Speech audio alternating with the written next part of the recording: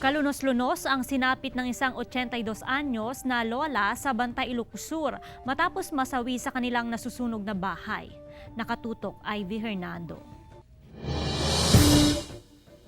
Tanging ang yerong pader at bubong na lamang ang natira sa natupok na tahanan ng mag-asawang lolo at lola sa Bulag East, Bantay, Ilocos Sur. Nagsimula raw ang sunog bandang 1:00 ng madaling araw. Nang sumuklolo ang kanilang kapitbahay, nakalabas na sa nasusunog na bahay si Lolo Taurino Azares, 81 anyos, habang naiwan pa sa loob ang kanyang asawa. Alaak anang kaya ti sumurot.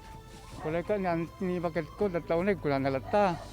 Pinilit ko ang mga ginuyod, impakasto ko dito. Awanin ma'am. Uri ka sana oya ko di nga iruwar ko dahil bakit ma'am awan narigatan ta nagdakkel ti kwan. Nagdakkel tapuyin. Ang magkakapitbahay na ang nagtulong-tulong sa pag-apula sa apoy. Ngunit sunog na nang makitang 82 anyos na si Lola Sixta Ragasa. 1 metro lang ang layo mula sa pinto. Nagtamo ng second-degree burn sa paa si Lolo Taurino. Nangihina siya, dala ng trauma, tapos nag-LBM siya, nilagnat. We decided po na sabihin na para mas maaga po niyang matanggap at makapag-adjust. Gumagamit sila ng kandela pag tuwing gabi, ma'am. Yes po, yun po yung tinitignan natin na isang anggulo, ma'am.